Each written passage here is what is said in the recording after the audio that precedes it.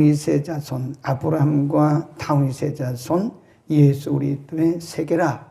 이 말은 계보라, 역사라, 그런 뜻이에요. 그래서 예수 그리스도의 탄생하심이 어느 날 갑자기 이루어진 게 아니라는 거죠. 이미 수천 년 전부터 하나님께서 구원의 계획을 가지셨고, 낳고 이 말은 그냥 단순한 낳고가 아니라 이것은 하나님의 역사의 연속성을 의미한다.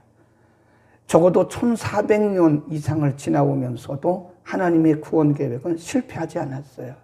그러니까 우리를 향하신 하나님의 계획은 세상이 바뀐다고 해서, 사람이 바뀐다고 해서, 어떤 정치적 변화가 있다고 해서 절대 바뀌지 않습니다. 하나님의 구원 계획은 처음부터 끝까지 실수 없이 간다 하는 사실을 우리가 믿어야 되고요. 그 다음에 18절에 보면 예수 그리스도의 나심은 이러하니라 그랬어요. 그러니까 예수님의 탄생에 대해서 요약을 해주는 겁니다. 뭐라고 그랬나? 거기 보면 그 모친 마리아가 요셉과 정혼하고 동거하기 전에 뭘로 잉태됐다고 그래요? 성령으로 잉태된 것이 나타났다.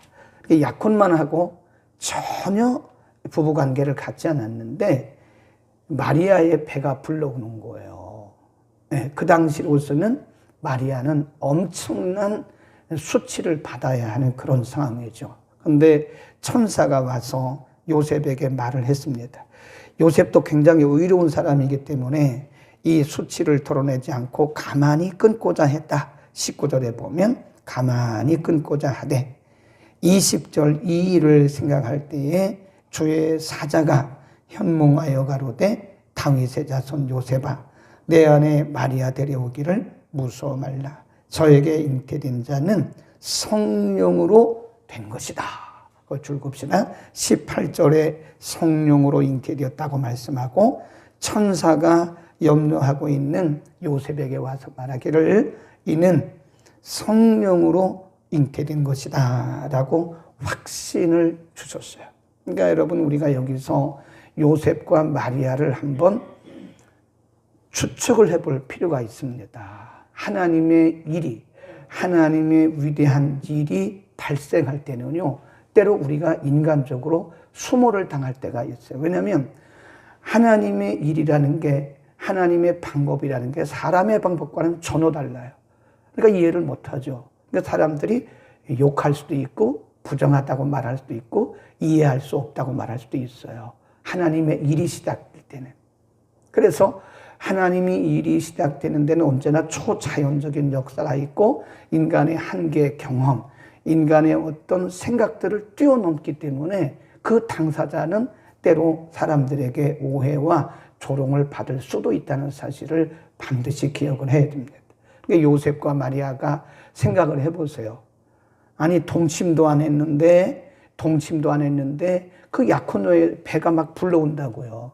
그럼 요셉도 생각하기를 저 여자가 나하고 관계도 안 했는데 배가 불러오는 걸 보니까 이 여자가 뭐 잘못된 거 아니야? 이렇게 생각할 수도 있는데 천사가 와서 알려준 거예요. 걱정하지 마. 이거는 성령으로 잉태된 거예요. 더군다나 마리아를 한번 생각해 보세요. 마리아. 한 번도 약혼남하고 동침을 하지 않았다고요. 그런데 배가 불러오는 거예요. 그러면 마리아는 얼마나 놀랬겠어요. 이게 뭐야? 난 사내를 알지 못하는데 어떻게 내 배가 불러오지? 그래서 하나님의 역사가 시작될 때는요, 본인도 놀래고 다른 사람도 놀랍니다. 그러니까 우리가 하나님의 일이 시작되는 과정에서 우리가 생각할 수 없는 일들이 일어났다고 해서 사람들을 조롱한다거나 사람들을 우리가 어떤 윤리적, 도덕적으로 판단해서는 안 돼요. 아멘. 우리가 그럴 때가 많거든요. 우리가 이해를 못하니까. 우리가 윤리적으로, 경험적으로 이해를 못하니까 사람들이 때로는 손가락질하고 조롱할 수 있다는 거예요. 불신앙적으로 볼 수 있다는 거예요. 그러나 본인 당사자는 그것을, 본인 당사자도 모를 때도 있죠. 그러나 그것을 하나님의 역사가 일어나는 곳에는 때로 이런 초자연적인 일이 있을 수도 있다는 것을 항상 전제를 해야 되고요. 그 다음에 성령으로 잉태되었다. 18절에 성령으로 잉태된 것이다. 20절에도 보면 성령으로 된 것이다. 예수님께서 하나님이시라고요. 하나님. 근본 하나님께서 죄인들을 구원하시기 위해서 인간의 몸을 입고 오신 게 바로 예수님이에요. 그게 성탄입니다. 예수님의 탄생은 단순히 마리아의 아들이 아니라고요. 요셉의 아들이 아니라고요. 겉으로 볼 때는 마리아의 아들이 아니고 요셉의 아들이에요. 마리아의 아들이고 요셉의 아들처럼 보여요. 그러나 사실은 이게 마리아의 아들이 아니에요. 마리아의 태를 2장에 가보면 예수님은 하나님이세요. 하나님. 하나님이 인간의 몸을 입고 오신 거예요. 그 과정에 마리아를 쓰신 거고, 자, 2장 6절입니다. 319면 빌립보서 2장 16, 17, 18, 6입니다. 6, 7, 8. 6, 시작. 그는 근본 하나님의 본체시나 하나님과 동등됨을 취할 것으로 여기지 아니하시고, 빌립보서입니다. 2장 7절. 오히려 자기를 비어 종의 형체를 가져 사람들과 같이 되었고, 8절. 뭐로 나타나셨대요? 사람의 모양. 사람의 모양을 입으신 거지 그분이 사람이 아니에요. 사람은 사람이지만 완벽하신 하나님이시다. 그래서 우리가 그걸 뭐라 그러냐면 성육신 그래요. 근본 하나님이신 영이신 하나님이 인간을 구원하시기 위해서 인간의 몸을 입으신 거예요. 그 예수님입니다. 우리는 어렸을 때부터 예수님은 하나님의 아들이다 이렇게 생각해가지고 자꾸 종속적으로 생각하는 거예요. 네. 하나님 아버지의 아들이다. 물론 예수님께서도 요한복음에 보면 기도하실 때 아버지여라고 기도하셔서 그런 종속적으로 보일 수 있도록 그렇게 말씀하셨지만 우리에게 기도의 본을 보이시기 위해서 그렇게 말씀하신 거지 사실은 그분이 하나님이었어요. 요한복음 1장 18절에 보면 태초부터 하나님을 본 사람이 없는데 독생하신 하나님이 나타내셨다고 그랬어요. 예수님 말씀하기를 요한복음 10장에 나와 아버지는 one person, 하나다 그런 말씀했어요. 나와 아버지는 하나다, 동일하다 이렇게 말씀하셨어요. 그러니까 영이신 하나님이 인간을 구원하시기 위해서 인간의 몸을 입는 과정에서 마리아를 쓰신 거고 예수님은 완벽한 하나님이시고 완벽한 사람이세요. 우리는 이것을 이성 1인격이라고 신학적으로 표현을 합니다. 그러면 왜 예수님께서 성령으로 잉태되셔야만 했는가? 그것은 만일 예수님께서 마리아와 요셉의 인간적인 그런 생육법적으로 태어났으면요, 예수님도 죄가 있어요. 원죄가 그대로 들어간다고요. 그래서 인간의 몸을 통해서 태어난 모든 인간에게는 아담의 원죄가 다 흘러 들어가요. 그래서 의인은 아무도 없다고 그러잖아요. 로마서 3장에 의인은 없나니 아무도 없다. 그 예수님이 예를 들어서 그 요셉의 그 길을 받아 정자를 통해서 태어났어요. 그럼 예수님 죄인이에요. 그런데 예수님은 성령으로 잉태되었기 때문에 요셉의 정자를 받지 않으셨어요. 성령으로 그냥 마리아의 배를 통해서 그냥 빌려서 태어나신 거지 실제로는 성령으로 잉태되었다. 그래서 히브리서 4장에 보면 분명히 그분에게는 죄가 없다고 말씀하세요. 히브리서 4장 이런 부분들은 우리가 상식적으로 알아둬야 됩니다. 히브리서 4장 15절 우리에게 시작 우리에게 있는 대제사장은 우리의 연약함을 채울하지 아니하는 자가 아니요 모든 일에 우리와 한결같이 시험을 받은 자로 돼 뭐는 없대요? 죄. 그 죄. 동그라미 쳐놓고 원죄라고 쓰세요. 원죄. 예수님은 원죄도 자범죄도 없으세요. 완벽한 하나님이시기 때문에 그런 겁니다. 그러니까 예수님께서 완벽한 하나님, 완벽한 인간으로 오셔야 되기 때문에 반드시 성령으로 잉태되신 겁니다. 그러니까 우리가 사도신경을 고백을 하잖아요. 사도신경 고백할 때 성령으로 잉태하사 그럴 때는 반드시 이 부분을 머릿속에 생각을 해야 돼요. 히브리서 4장 5절. 그분은 죄가 없다. 성령으로 잉태되었다. 그 이유는 뭐냐? 아담의 원죄를 이어받지 않기 위해서 반드시 성령으로 탄생하셔야만 했다. 그 예수님은 누구예요? 예수님은 그 뒤에 보세요. 그래서 그 이름을 뭐라고 그랬느냐? 아예 천사가 알려주었어요. 그리고 성경에도 있습니다. 20일 아들을 낳으리니 그 이름을 예수라 하라. 이는 자기 백성을 저희 죄에서 구원할 자임이라. 그리고 예수라 하라 하신 다음에 23절 보세요. 보라, 처녀가 잉태하여 아들을 낳을 것이요 그 이름을 임마누엘이라 하리라 하셨으니 이는 번역한즉 하나님이 우리와 함께 계시다. 거기다 써놓으세요. 이사야서 7장 14절. 예수님이 태어나기 700년 전에 예언 활동을 했던 분이 누구냐? 이사야 선지자예요. 이사야서 7장 14절에 보면 아이를 낳으리니 처녀가 잉태하여 아들을 낳으리니 이름을 임마누엘이라. 거기 보면 처녀란 말을 썼고요. 이름이 임마누엘이라고 이미 예수님 탄생하시기 700년 전에 다 예언이 되어 있는 거예요. 그렇죠? 거기 보면 계시다 함이라. 성경에 있는 그 말씀을 이루려 하심이라. 22절에 보면 이 모든 일에 된 것은 주께서 성경대로 선지자로 하신 그 말씀을 이루려 하심이라. 그랬습니다. 그러니까 예수란 말은 여호수아란 뜻이에요. 여호수아. 구약에 여호수아가 있잖아요. 여호수아란 말이 뭐냐면 구원자란 뜻입니다. 구원자. 예수아. 예수아. 히브리 말로 예수아 그러는데 그걸 영어로는 여호수아 그래요. 조수아. 조수아. 예수아. 헬라 말로는 예수. 그게 뭐냐? 구원자란 뜻이에요. 구원자. 임마누엘이라는 뜻이 뭐냐? 하나님이 우리와 함께 하신다는 뜻이에요. 그러니까 영이신 하나님이 인간의 몸을 입고 오셔서 우리 가운데 계신다. 그게 예수님이에요. 임마누엘이라는 뜻은 하나님이 우리 가운데 계신다. 영이신 그분이 인간의 몸을 입고 이 땅에 오셔서 우리 중에 계신다는 거예요. 아멘. 우리는 임마누엘의 하나님을 날마다 바라봐야 돼요. 우리 중에 하나님이 함께 하시는 거예요. 성령으로 함께 계시는 거예요.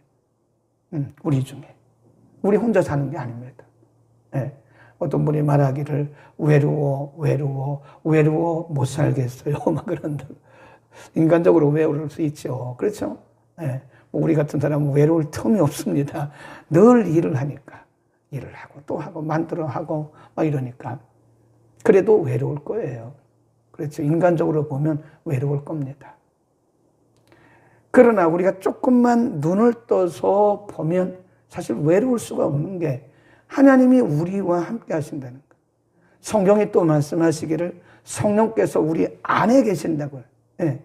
요한복음 14장에 보면 보혜사가 오시면 너희 안에 너희와 함께 그런 말을 써요. 너희 안에 너희와 함께 그런 말을 쓰죠. 그러니까 우리가요 너희 안에 그런 말은 in you 그런 뜻도 있는데 among you입니다. 이게 우리가 좀 미안하지만 그 영어에서 전치사라고 그래요. 전치사 in과 among은 뜻이 틀립니다. in 뭐뭐 안에 그런 뜻이거든요. 근데 among이란 말은 둘 이상을 말할 때 어디 중에 둘 이상을 말할 때 among이라 그래요. 내가 너희 중에 계신다 그 말은 우리가 두세 사람이 모인 곳에 예수님 뭐라 그래요? 나도 너희 중에 있는다 그러잖아요. 그러니까 구역 예배 드릴 때도 거기에 성령님 계시는 거예요. 말 함부로 하면 안 돼요. 여러분 두 사람이 모여서 얘기할 때도 거기 성령님이 다 계시고 듣고 계시는 거예요. 가족 간에 있어도 거기 성령님이 계시는 거예요. 그러니까 우리가 혼자 있어도 마찬가지고요. 그러니까 우리가 둘이 얘기를 해도 말 함부로 하면 안 되고 행동 함부로 하면 안 되고 우리가 셋이 있어도 그렇고 넷이 있어도 그렇고 그러니까 교회라고 하는 것은 건물이 아니에요. 건물이 아닙니다. 교회를 건물로 평가한다면 여러분은 진정한 교회의 의미를 잘 모르는 거예요. 교회는 사람입니다. 사람. 예수를 믿는 사람들이 모인 곳. 내가 너희와 함께 두세 사람이 모인 곳에 내가 너희와 함께 할 때 그 너희가 그 교회예요. 교회. 예수 그리스도를 믿는, 구주로 믿는 사람들이 모인 그곳이 교회입니다. 그러니까 가정도 교회예요. 예, 우리가 모이면, 예수 믿는 사람들이 모이면 그게 교회입니다. 그러니까 우리가 항상 우리 안에 성령님이 함께 하시고 임마누엘로 함께 하시기 때문에 우리가 둘이 있어도 말 조심해야 되고, 혼자 있어도 말 조심해야 되고, 구역예배 해도 말 조심해야 되고, 어떤 모임에도 말 조심해야 되고, 교회가 크든 작든 함부로 불신앙적인 그런 얘기를 하면 안 됩니다. 아무리 남편이라도 아무리 부모라도 해줄 것은 기도밖에 없는 거예요. 그러니까 기도가 하나님을 우리가 신뢰하고 하나님의 능력을 인정하는 것이기 때문에 그런 거다. 아멘. 하나님이 임마누엘로 우리와 함께 하십니다. 우리 이제는 인간이기 때문에 왜 그런 말을 안 하겠어요? 할 수는 있겠죠. 그러나 그런 일들을 조금씩 횟수를 줄여가세요. 그리고 그럼에도 불구하고 우리 가운데 계신 그 하나님이 하실 수 있다고 하는 절대적 가능성을 보라는 거예요. 믿음이라는 것은 뭐냐? 불가능한 상황 속에서 가능성을 보는 게 믿음입니다. 아멘. 다 써놓으세요. 우리가 믿음으로 산다는 것은 불가능한 상황 속에서 가능성을 바라보는 거예요. 100번 중에 99번이 안 됐어도요, 100번째 될 수도 있어요. 네.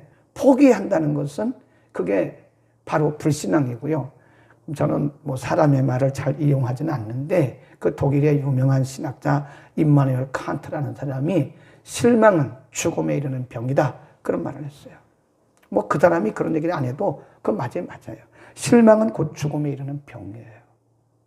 그건 불신앙이에요. 인간이 왜 실망 안 하겠습니까? 할 수 있지요. 그러나 빨리 돌이켜야 돼요. 빨리 돌이키고 우리와 함께 하시는 임마누엘의 하나님을 붙들어야 됩니다. 믿음으로. 하나님 그렇게 할 때 우리를 기뻐하시는 것, 그리고 그분이 일하시는 거게 하고 하나님 앞에 믿음을 달라고 기도한다잖아요. 아멘. 하나님은 임마누엘입니다. 불신앙적인 모습을 보일 수도 있어요. 그러나 빨리 돌이켜야 돼. 하나님 앞에 믿음으로 살아갈 때 하나님 우리를 기뻐하시고 우리가 할 수 없는 일을 하게 하십니다. 기도하겠습니다. 거룩하신 우리 아버지, 오늘도 우리를 주의 전에서 혹은 성전에서 불러주시고 오늘 성령으로 잉태하신 예수 그리스도 임마누엘로 우리에게 오신, 그리고 함께 하시는 예수 그리스도에 대해서 우리가 상고했습니다. 우리가 인간이기 때문에 때로는 외롭기도 하고 힘도 들고 불신앙적인 언행도 할 때가 많습니다. 하나님, 그러나 우리가 즉시 돌이키게 하시고 우리 가운데 능력으로 계시는 임마누엘의 하나님을 바라보게 하여 주옵소서.